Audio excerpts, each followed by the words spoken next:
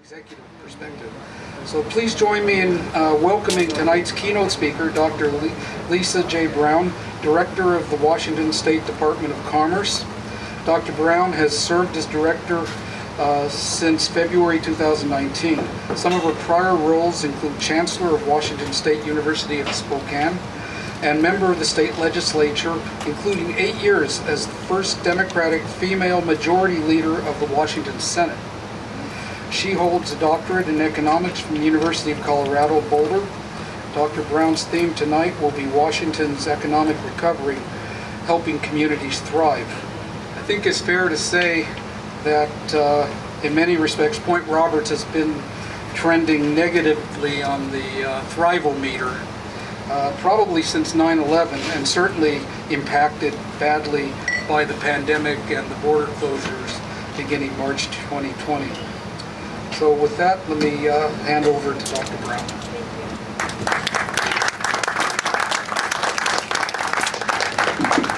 Well, thank you so much. Let's make sure. Let's see. How's that? Maybe I may have to keep these on. I hope that's okay. I can see you. I appreciate, well, first of all, I appreciate this amazing location. So thank you to the Reef for the opportunity to speak with you this afternoon, and to the Point Roberts Taxpayer Association.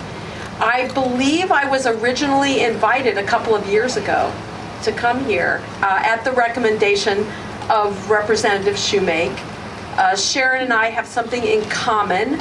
I was an economics professor at Eastern when I first ran for the legislature. She's an economics professor at Western. And so we got to know each other and some of the common aspects of our background. And then, of course, the pandemic, and so it wasn't able to happen then. So I was particularly excited when the invitation rolled around again. I want to give a special thanks to Galen. Galen, where did you end up? For the tour. We got here early enough to get a tour, to learn about the Circle of Care, to obviously meet one of your most passionate neighbors with a lot of history, and could point out a lot of the interesting landmarks. So that was very enjoyable. I'd also like to introduce Lewis Harris. Lewis works at the Department of Commerce, and when I came to Commerce 3 years ago, one of the things that I learned is that we had a very tiny community engagement team, and there was a tendency to talk about the east side of the state and the west side of the state. And being from Spokane, I thought that's just not enough. And so one of my goals has been to build our community engagement and outreach team. Our mission is to strengthen communities at the Department of Commerce. And so now we're up to 6. And Lewis is the Community Engagement and Outreach Director for this region. He lives in Mukilteo. And the goal of that team is to understand the challenges of particular communities and connect them to resources at Commerce that may be helpful in building the community. Clearly, I have been aware of the incredible challenges that you have faced over the last couple of years, partly because of the engagement of Commerce with Working Washington grants, in particular with the international marketplace, and you've got a great, not only entrepreneur, but advocate there for the community, for her business. And I also have served as a member of the Pacific Northwest Economic Region, and that is an entity that is binational and of multiple states, so Washington, Idaho, Oregon, British Columbia, and Alberta. And as a member of that organization, we worked hard to petition the national governments to address the very burdensome border restrictions that people were facing. And so through that organization, as well as through my role at Commerce, I definitely have heard about the challenges. And I just want to salute those of you who have built the community despite those challenges, like this organization being 52 years old, and the Circle of Care that's being created, and other Chamber of Commerce and nonprofit organizations that are the infrastructure of community. Yes. That's a great thing. We all rise. Thank you, everybody. I salute you. I thought it would be interesting this afternoon to just say a few things about what we do at Commerce, because we have a short name but a very broad portfolio, a little bit about the challenges I see moving forward, and then mostly I'm interested in having a dialogue with you and hearing your questions. Commerce used to be called the Department of Community, Trade, and Economic Development when I was in the legislature. And in some ways, that title is more reflective of our mission. So as a Department of Commerce, we do what you would expect from a Department of Commerce. International trade and economic development is one of our key divisions and activities. But we also have the state's housing division. We have a community services division. We have the state's energy office, which many of you would probably realize has been a major priority of Governor Inslee and the legislature to move rapidly towards a clean energy economy and decarbonization, while staying on the forefront of creating jobs. So many times people will be surprised to hear, wait a minute, the Office of Youth Homelessness is in the Department of Commerce. But yes, that is the case. Or other types of programs. We pass through a lot of federal dollars, and we allocate through grants and loans, state dollars. We also support organizations like the Public Works Board that does infrastructure funding, and the Community Economic Revitalization Board, and the Developmental Disabilities Council. So we have, in fact, been accused of being the kitchen drawer agency of Washington state government. But the good news about that is that it gives us the perspective, and oftentimes we have a toolbox, like you might have in your kitchen drawer, of different programs and activities that can be helpful to communities. So part of why we're here is Lewis's mission to understand the community better so that he can be a resource for the programs that we do have. I thought I would mention a few of we have over 100 programs. I won't talk about them all. I thought I would mention just a few of the interesting activities that we're engaged in. And then, as I said, talk a little bit about the challenges that we are facing as a state, and then take your questions. In terms of interesting projects, the approach that we're taking right now to economic development is to look at each region and to look at industries, both our legacy industries like aerospace, but also our cutting edge or new innovative industries. And we were able to receive a federal grant from the Economic Development Administration that has allowed us to launch what we're calling the Cluster Accelerator Program.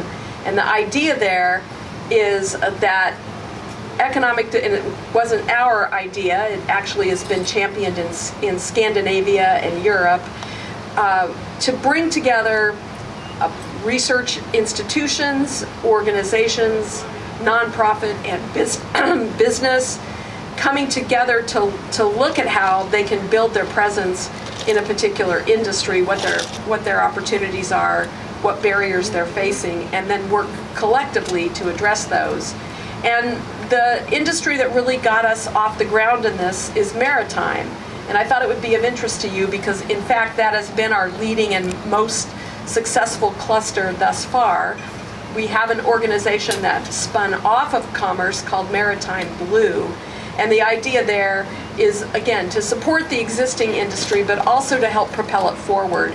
In this case, to help propel it forward in what we're calling the blue maritime economy, which is decarbonizing ports, ferries, working on supply chain and trade challenges, working with ports around the state. And so Maritime Blue is become an organization that we hope will help lead the way for other cluster accelerator work that we will be doing.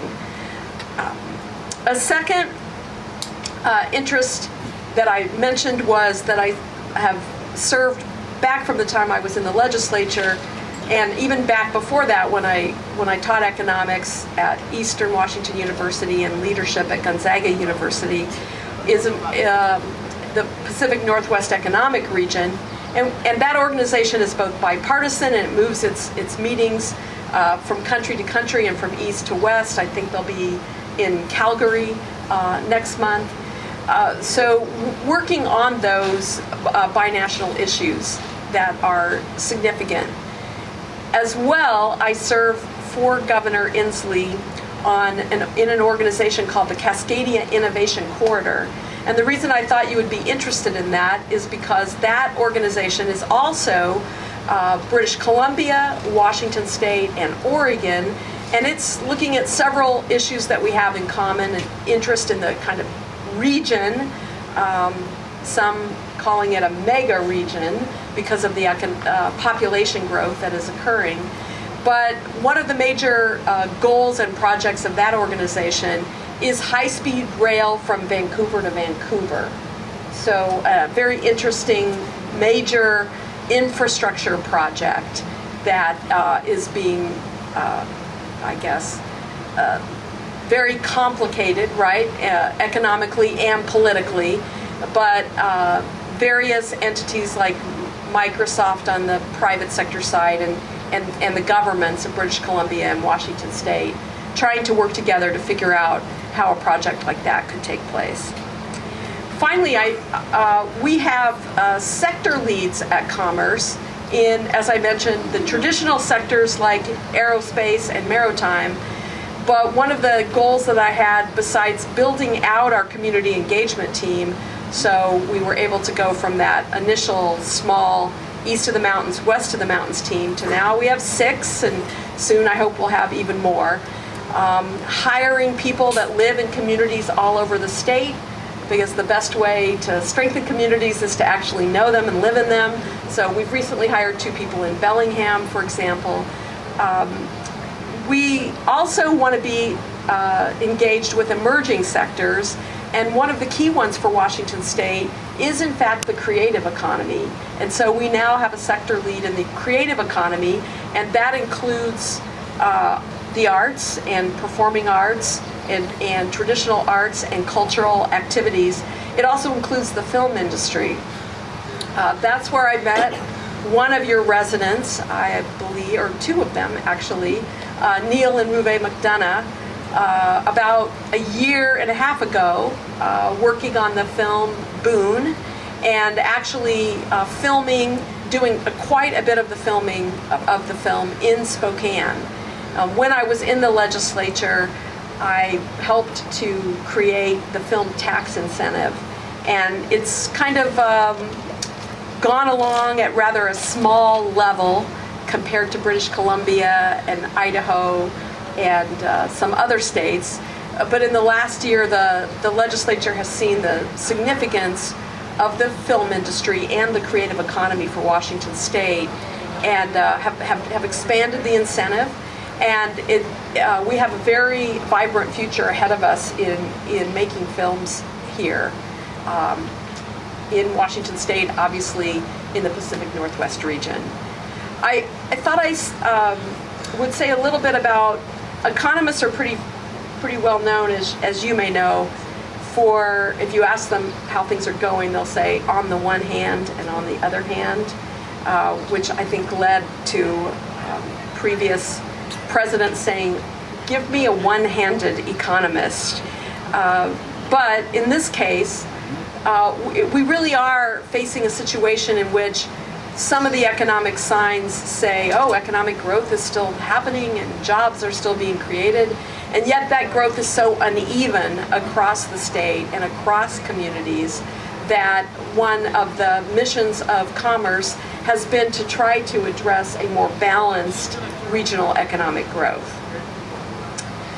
Certainly that's complicated in this current environment. both by the aftermath of the pandemic with respect to disruption of international trade and supply chains, disruption of people's lives and livelihoods, and the inflationary impact that has come about. My first international trade mission since the pandemic was about a month ago in the UK, and England has left the European Union, Brexit, and so they were keen to talk to us about a trade agreement, and failing to be able to achieve one at the national level, we're talking about achieving UK to state trade agreements. So that's what we were there to talk with them about. But I found it ironic that different political party in charge in the UK, but facing the same kinds of issues we're facing here: inflation, supply chain disruption, the continued uncertainty around the pandemic, and pretty substantial political divisions as well. Finally, I would say a lot of it comes down, when we look to the future in terms of the economy, to workforce. Both the changes that have occurred because we are more people are working in a hybrid or virtual environment, and there's a lot of uncertainty about, will major corporations even come back to downtown Seattle office buildings, or will they continue to have people working virtually? But also because of the millennial and Gen Z and their so far different attachment to traditional workforce. And so that has led to all kinds of challenges and question marks about the economy. And it is the common theme, whether we talk about small businesses or major corporations, our agricultural economy, or our high-tech sector. It is where will the future workforce come from, and how do we create pathways that invite everybody into opportunities? I want to mention a few things that Commerce has coming up. We have another round of Working Washington grants for small businesses about to be launched. As I said, we often have federal dollars that then the state appropriates to us to then distribute. So I'm a little nervous about that boom-bust economy that is likely coming as federal dollars dry up. But for now, we have funds for another round of workforce grants, and we are in the midst of getting the federal guidance about infrastructure investments and how we may be able to do those infrastructure investments. We're also really learning that a key to greater equity in getting resources distributed in a fair and equitable way is not just relying on people knowing how to go to a Commerce website and navigate between 100 programs and find one that they might qualify for, but having the community engagement and outreach, and working very much with our partners in communities, whether it's a chamber or a nonprofit, and having them be the conduit or the connection to help us understand what community needs are and help either create a connection to existing resource, or, as I like to do, go back to the legislature and say, this is a gap that needs to be addressed. So I think I will stop there. Again, it's really been a pleasure to have this opportunity to both see the community and get to meet a few people, and happy to take your questions. Thank you.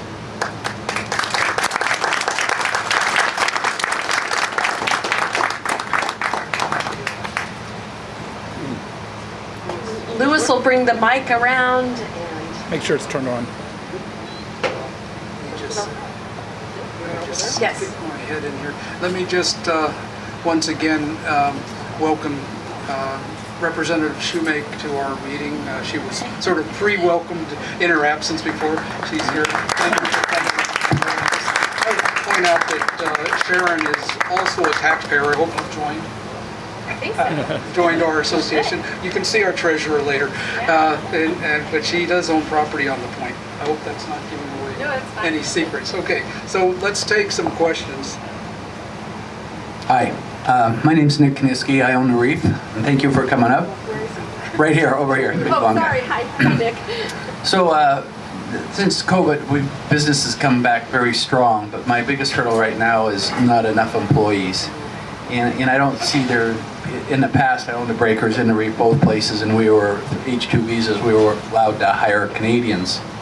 And I just wonder what's the possibility of that happening again. I mean, I just figured myself I'd probably pay $3,000 to $4,000 more a month just in sales tax if I could service the people in Point Roberts. Oh, she's going to walk back. Well, that's a great question. I actually just heard part of a conversation. Let's see if I can make this. There we go.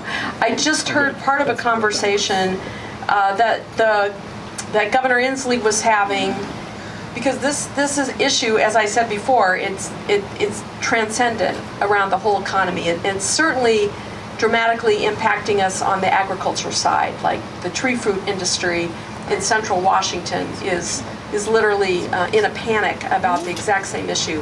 And it does relate partly to this visa question.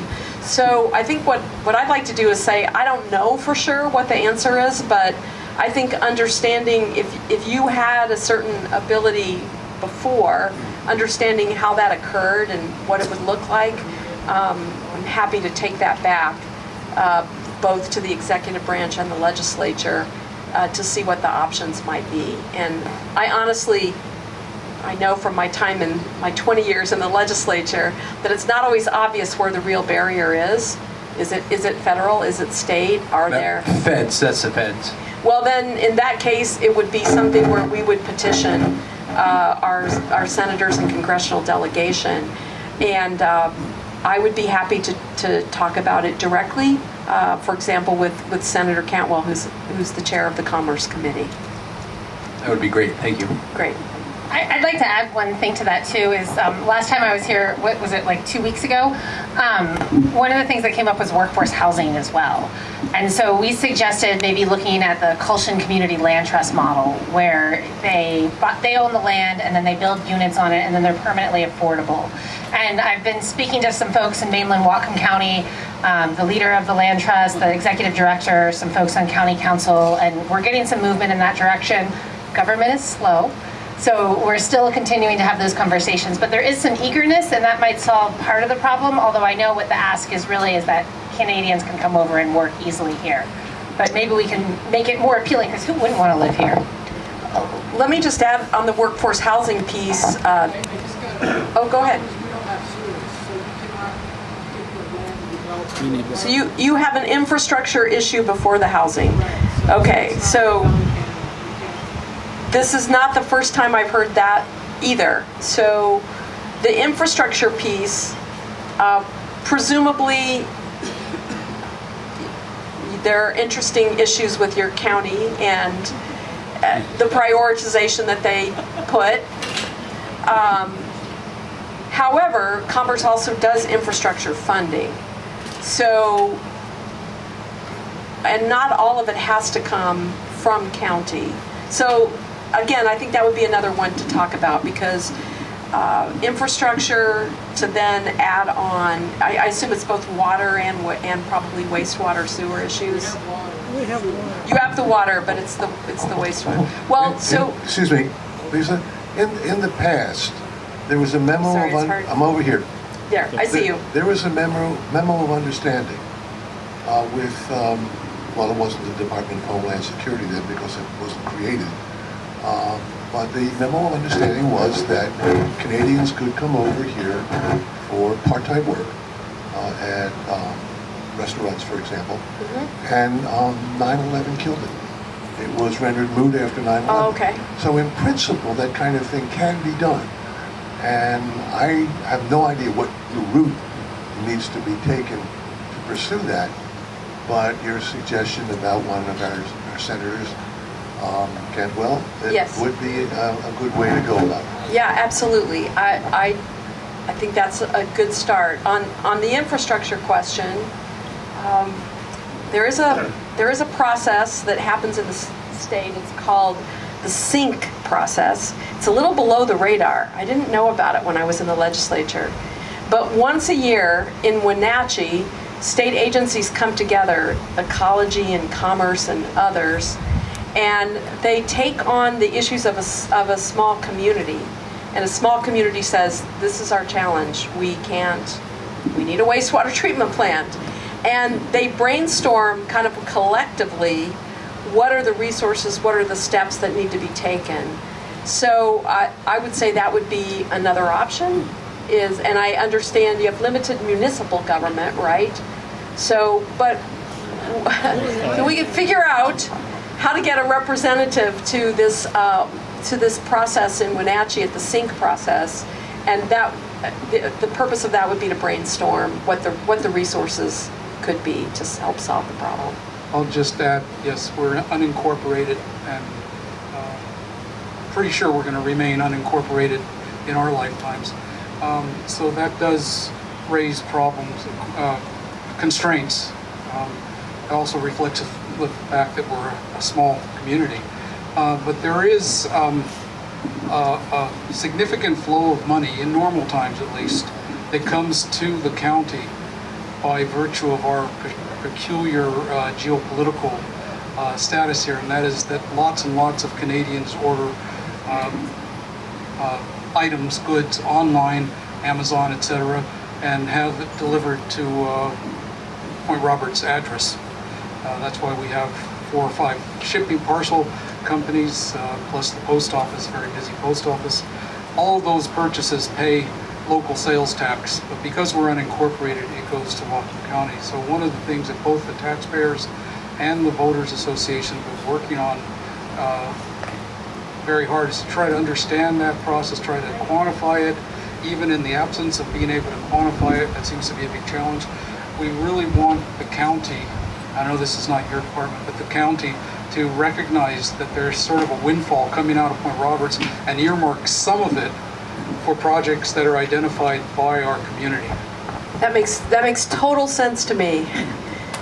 Totally makes sense that they should do that.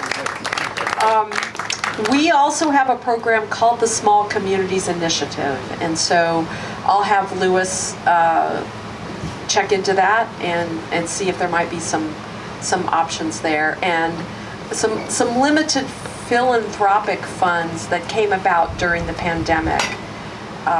Again, specifically to address issues connected to the pandemic, which of course your challenges are in part connected, not completely about the pandemic, but exacerbated by it. So certainly it falls within that framework.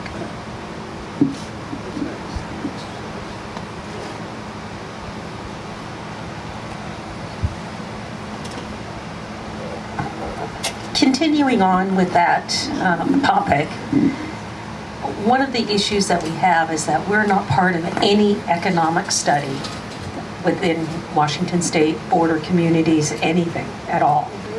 I mean, the only thing they can tell is how much sales tax our local businesses remit. So there is no clue as to how much income there is coming out of this community to Whatcom County. And there's no accountability within Whatcom County to recognize this. And I know I spoke to Sharon a couple of weeks ago about working on designating our own location tax code. Is that something you can help with as well? That is one thing Commerce does not do. That would be the Department of Revenue. However, I'll definitely commit to staying in touch with Senator Shoemake, and fall if there is a legislative or if it's a administrative solution. So that's one of the things I learned as a baby legislator, and I guess I served in the House and the Senate. I served in a big majority and a tiny minority, and I served in a tie. So I got to see the political process at all its different ups and downs, and part of the key issue is what we're just talking about here, is identifying like exactly where is the problem and is the solution a change to a rule, which can happen by agency. If it's a rule, in the Department of Revenue, then it can happen by agency, or is it a statute? Or is it a gap that nobody's thought of before? Or is it a budget issue? And would a budget proviso take care of it?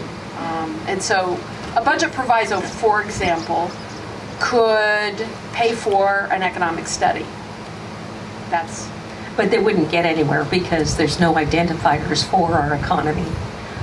It is a legislative issue because we're not a city, so they won't give us our own code. But they recently have given all the tribes their own codes. Yes. So it's doable. And the Department of Revenue, when I talk to them, is not willing to do the work. And so they're saying they will not recommend it because they don't want to do the work. And it's not like we have an issue with zip codes, because we only have one zip code. It's Right. so simple, so straightforward, and it's just getting them to have the appetite to do it and just get it done. So, and again, this is actually what I love the best, which is like, what is the solution to this problem? A couple things come to mind. One, there is going to be a new director of the Department of Revenue. So there will be an opportunity to go again and ask for an elevated consideration of the question. Second, legislatures can direct agencies to do things, and unless the governor vetoes it, we have to do it. So a couple different options there that I'm sure that we can talk about more.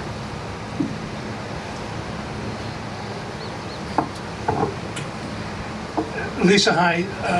I just want to ask you a quick question. There's a there's a blue collar abandonment of Point Roberts that, in my humble opinion, is accountable to the Arrive Can app. The Arrive Can app has to go. And the Arrive Can app has outlived its usefulness. And it's not going to go anywhere because the powers that be in Canada, and I say this quite embarrassingly as a Canadian, the powers that be in Canada want to take the Arrive Can app for being what it intended to be, which was a COVID ferreting out tool, and they want to transform it into an information gathering tool. That's not how it has to be. The Arrive Can app has to go. And we need everybody's help, those in attendance here tonight, as well as your own, as well as Sharon's, in recognizing the fact that it is killing border communities, not only in Canada, but in Point Roberts. We can't have people being stopped at the border and being sifted out from crossing the border for one reason or another.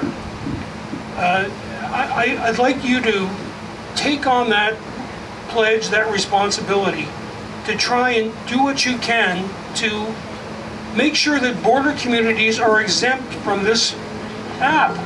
It's a killer for our community. Well,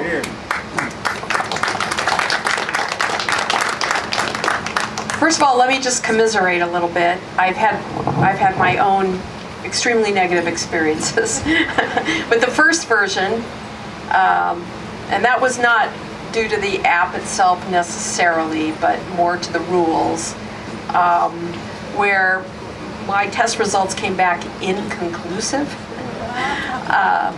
And then, of course, I had another test sitting in the SeaTac airport without any test results coming back.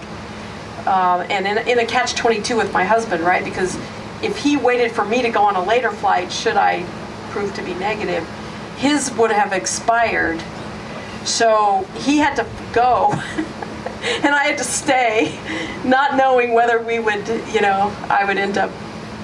would end up back in Spokane or what would occur. So, and then I'll just confess, last night I had my challenges as well because I had the old version, so then I had to upload, and it didn't tell me.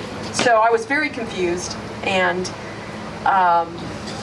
frankly, I totally get it. Had I been someone who was just going to optionally come for a visit, I might have given up. And I'm sure you know that has probably occurred. So I just want to commiserate with your frustration around that. I upgraded the app, it still didn't work. Had to delete it, reload it. And I don't know what can be done from Washington State. I assume we can petition. I think the governor has in the past, but I'll check that out. I do think the Pacific Northwest Economic Region would be powerful because it's got Washington, Idaho, and Montana, and all the border communities are affected. I live just south in Spokane, south of another border crossing, and devastating consequences in central and eastern Washington as well at border crossings, and those communities are hanging on by a thread. So it's totally sympathize, and I believe that the app is part of it. Also, there are probably other types of solutions that we can look at. So I will pledge to do that. Anybody else? Kind of try to get in the shade here for a second. Howland Field. Is Department of Commerce at all interested or concerned about what the economy of Washington will be like right after the earthquake? Yes, in fact, we participate in the initiative around Cascadia, isn't that what they call it? And specifically the Department of Commerce, maybe strangely, but specifically, we're in charge of energy supply in national disasters. And so I participated in simulations about what could occur and what kinds of decisions would have to be made. So yes, that is the case. I would say that the overall topic of community resilience related to both national disasters, climate change, and what we've learned through the economic downturn connected to the pandemic is becoming a bigger and bigger topic. We, Commerce, have actually asked the legislature for some discretionary funding. Obviously, discretionary funding is not enough to address the consequences of the major earthquake, but things like the flooding that just happened in Whatcom County, and in that void before there's federal response, what can the state do? If there hasn't been funding specifically appropriated for an issue, we have a hard time responding to it in a timely way. So we're in dialogue right now about that specific topic. But I mean, the major earthquake itself, the level of planning and things that are going on is probably inadequate to the severity and the probability of the crisis. Another thing Commerce is involved in is, in the case of some Native communities that need to be moved to higher ground, we're working with them to develop those kinds of resources. Somebody back there. Oh, okay, and then back there.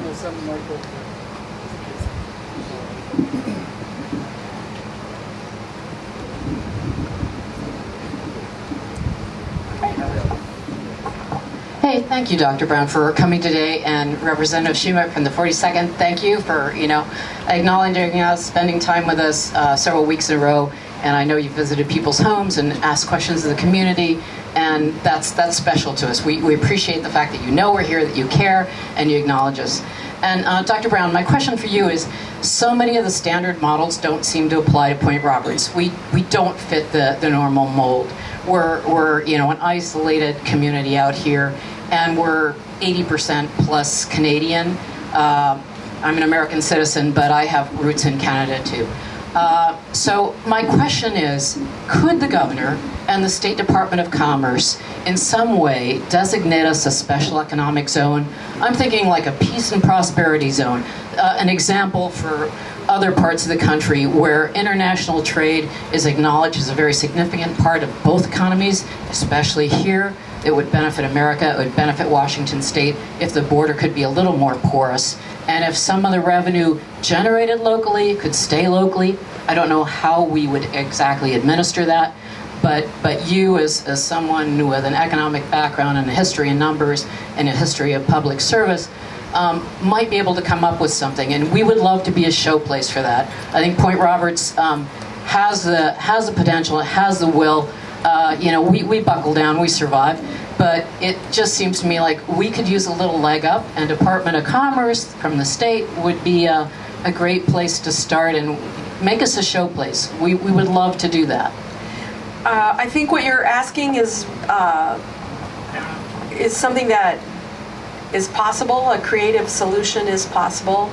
I'll give you one example. When I represented Spokane for 20 years, there was a vision that the community had to build a health sciences campus. We have a nursing program that was intercollegiate and little pieces of WSU and things like that. But the vision was a health sciences campus. And the things that actually made that happen were, one, the leadership of Elson Floyd, who made investments, who saw the vision and made investments in Spokane, despite the fact that the mothership in Pullman wasn't necessarily that excited about it. And then number two, we created a special authority. It's called the Health Sciences and Services Authority. And in this case, it was a creature of county government, and we were able to then retain a percentage of our sales tax generated in the county for health sciences activities and research.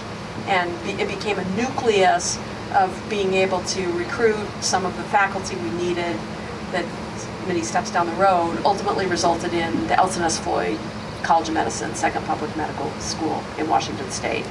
So yeah, the answer is yes, there is a possibility of that. The way the process works is that Commerce develops, we can develop potential legislation to recommend to the governor's office. The governor's office doesn't always take it. That's the next decision, budget and decision packages that can be developed by agencies to be put forward to the governor, and then the governor makes that choice. But we also make those available on our website, and legislators can take that up and can take those ideas as well. So it's definitely something that we can think about what the options are. It sounds like you have both a measurement issue. Obviously, we can't utilize the traditional jurisdictions of county. So it's got to be something that's related to an unincorporated area within a county. And you might think, well, can you do something like that?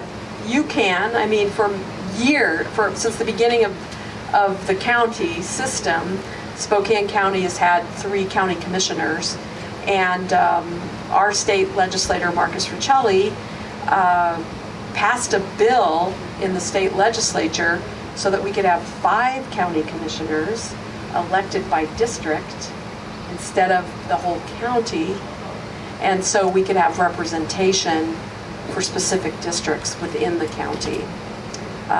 So that's an example of a way to change political representation by having districts at the county level. Yeah, that is another route, put it that way.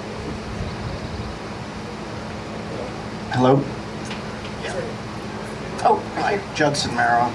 I want to ask a question maybe to both of you about more from the workers and economic participants' point of view. I personally want to see a truly diversified economy here, including craftspeople, makers, designers, innovators, green and high tech, an economy for and designed by the residents and the visitors of Point Roberts. What are your thoughts on how Washington can become an economy for the future without leaving us behind? Do you want me to go first? All right. Well, I think you're absolutely right. I think that in fact, we're going to be having a little meeting at Commerce to talk about what I've been just informally calling the maker economy. And the way that we've brought on the creative economy, the next piece for me is more of this maker, local food, local crafts, local arts, local culture, and how can the state nourish that economy, right? It isn't about, and my team is in the UK right now at the Farnborough Air Show, because we have over 1,000 companies that aren't Boeing that are in the supply chain for either Airbus or Boeing.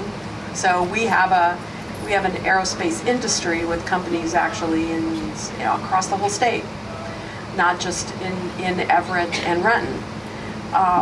But what you're talking about, I think, is something really significant, and we'll need public investment in order to nurture it. But I do believe when people have those local options, they will take them. They want them. But how do you get to that place where you can survive and scale appropriately? So it's definitely, you're asking a question that I'm asking myself. I don't have the answer to it, but I think it's a really significant part of our future if we're going to have an economy that is one in which communities can retain their uniqueness, their vision, their culture, their history, and have that kind of multi-generational appeal that they want to have.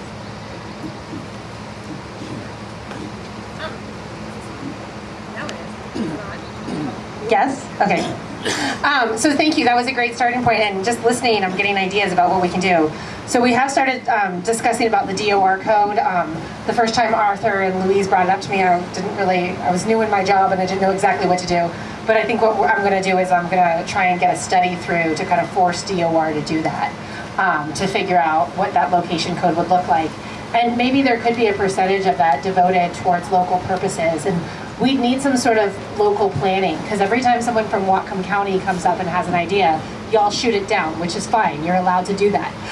But I think that we really need to make sure there's that community buy-in for that, which is that essential portion of it.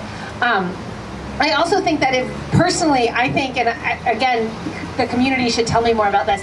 I think we should build on some of the things that make Point Roberts really special. It's quiet, it's gorgeous. You have this incredible city only a few minutes away, and so you really just can't beat this location or this. Sometimes I just can't stop looking at the view and watching the water, and I know you all are used to this, but I still think it's beautiful every time I come here. And so what are ways that we can build on that? Well, I'd say one big thing is high-speed internet access. So we got some money for the county to do some additional broadband, which I think is really important. I think that's one of the things that you need to start a small business is you're going to need a good connection to the internet, whether you're selling earrings on Etsy or booking an Airbnb, or whether or not you're bringing people in for tourism or selling your maker things online. The next piece of this is it kind of ties along with the local foods and the local food movement. I've been working with a legislator out of, she does the district right south of me, the 39th district. And we've been working on ways that we can make the local food system work a little bit better. One of the things we saw in the pandemic was a lack of resiliency and needing to see more resiliency in our food supply chain. And so the first step has just been making it a little bit easier to sell things like jams and jellies and the very low-risk foods like breads, and expanding the amount that they're allowed to do without having to go to a commercial kitchen. If there's interest, maybe one of the things that we could do, though, is open up a commercial kitchen and allow for those kinds of innovation. But this isn't the kind of thing that I would decide as an outsider. It's something that I would want to hear from the community, really, on what y'all think could work, and what y'all think would be fitting to where you live and true to what Point Roberts wants to be, which I know not everyone, I always joke that in Washington State we have Republicans and Democrats, but in Point Roberts it's like people for the ferry and people against the ferry.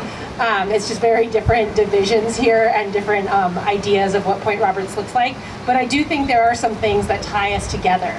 And so let's look for those things that tie us together and figure out what do we want to build, what do we want to make sure that happens here, how do we want to get an economy that's vibrant and unique to this place. And I am always open to ideas. There's some work to do ahead of that time, but in that time, I want y'all thinking about it.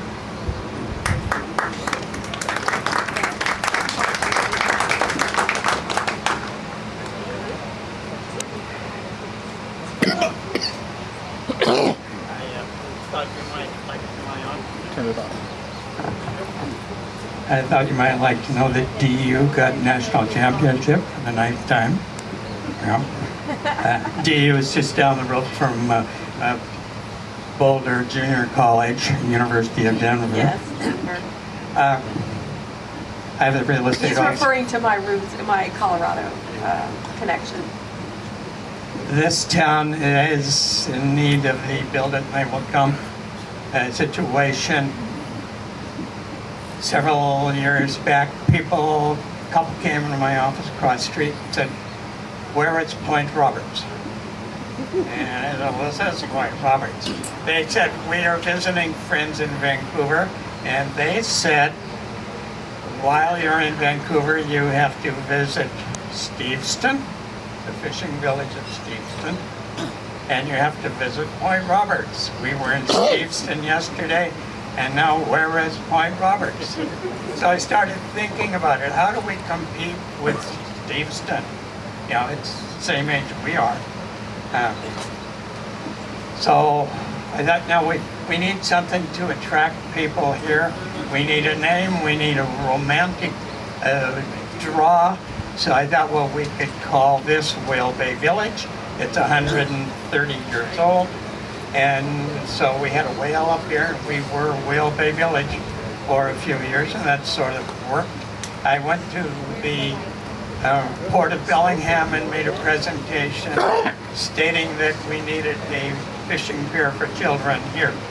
They thought it was a good idea. Tom Glenn said, "Go for it, 12 feet wide, out to a minimum, or out to 10 feet minus tide."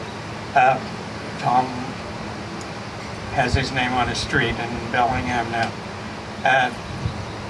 We spent $90,000 to get the pier in, and didn't go in. The planners said, "Let's have it at Lighthouse Point."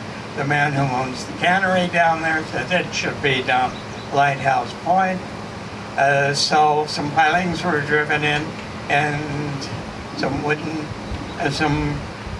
timbers were nailed together with planks, and it worked for a while. Then they spent $280,000 for a metal pier.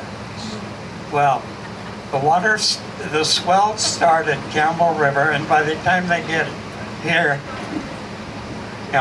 that pier lasted about 3 weeks before it was destroyed. And this thing here is still sitting here ignored. Whale Bay Village is someplace maybe someone dreamed of once. So I think I was told that was the best presentation they'd ever had for the Port of Bellingham. And that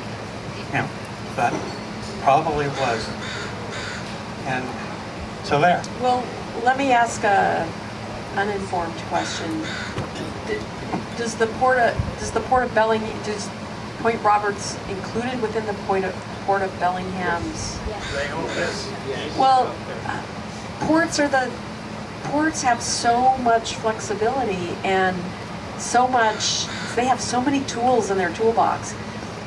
We don't have a port in Spokane, one of the few places in the state that does not have a port district, and it's part of the reason why we sputtered for so long in achieving any community vision, because we lacked. Now, we did end up creating another tool, which is called a Public Development Authority, and PDAs have also some ability to not raise taxes, but capture certain kinds of taxes like hotel, motel, pieces of that, and reinvest in the same geography. So I think that would be another thing to consider. I don't know if a Public Development Authority makes sense. but a public development authority is often generated specifically for a project that realizes a vision. So something like, often it's like a convention center or something like that, right? Like, so how did we build the stadiums in Seattle with public development authorities and that got the ability to keep pieces of rental tax, rental car and other types of taxes. So there are, I do agree with Rep. Shoemake that a community vision that a lot of people can sign on to, even if it seems a little pie in the sky, would be a good thing to have.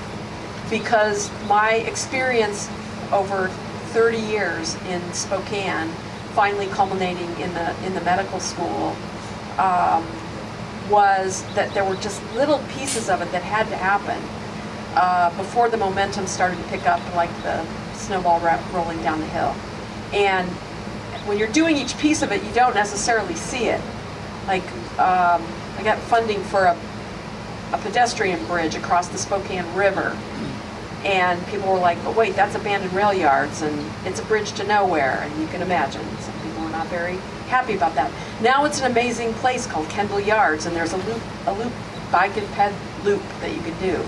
So I think your concept needs to kind of be enshrined in a community concept paper that people can sign off on and start to embrace, and then different pieces of it can start to happen.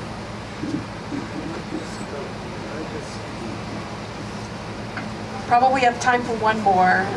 I just wanted to interject a couple of thoughts on that, because we hear a lot about the Point Roberts problem of multiple opinions that Sharon mentioned. You know, put two of us in a room and you get three opinions, so forth. I think the problem is not lack of consensus. I think we have to live with different visions.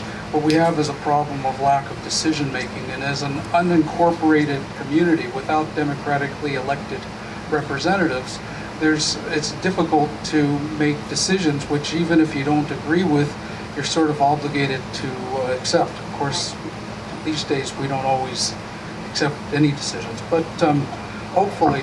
But we do have one organization in the Point called the Point Roberts Community Advisory Committee, which is an official entity set up by the county by county ordinance, and it's got 5 at-large members and 2 from 2 organizations ex officio, and we try our best, or the PRAC, called PRAC, tries its best to get sort of a straw vote to choose those 5 at-large representatives. And I guess I would just appeal to everybody, all of my fellow community members, to not be so too skeptical or to be more supportive of PRAC. It's not perfect, but it's the closest thing we have to an official voice of Point Roberts. And I know that the county executive has said the same thing, and he's pleaded with us to go through PRAC, and I know that the Taxpayers Association and I believe the Voters Association have really, over the last couple of years, stopped writing directly to county council and to the executive. We're trying to go through PRAC, and it's another step. It makes it more cumbersome, but I think it's what we need for a community, because we're constantly going to be asked to come up with something that reflects the will of the majority of the community. And without PRAC, I don't see any other mechanism. Jim brought up the idea of a peer. I don't remember when he worked on it, but I actually have been working on it in the recent past. You talked about ports. With the exception of two counties in the state, every county is limited to one port. So one would think that Point Roberts, totally separated from Washington County, they could have their own port district, but they can't. So I thought there could be multiple ports in one county. 2 counties have multiple ports. And I'm surprised that Spokane doesn't, because if you've got an airport, that should be a port. No, but we have a PDA instead of a port. Okay, So it's called the West Plains PDA, and the airport is there. so we had a lot of conversations at IGM along with a couple of other people recently, and the problem with, first off, so going back to the port, if you don't have the port supporting you, then you're totally good. And they actually at one point had funded a study of rebuilding this pier. That River Road people, they're long gone. But what we found recently is the issue is the Lummi Nation. They seem to have a de facto power over what gets built in Washington County. And the Lummi Nation is against the expansion of the port, the ship terminal up here. So they certainly don't want to support a local pier that would have a huge economic benefit for us, because they don't want anything going into the Salish Sea.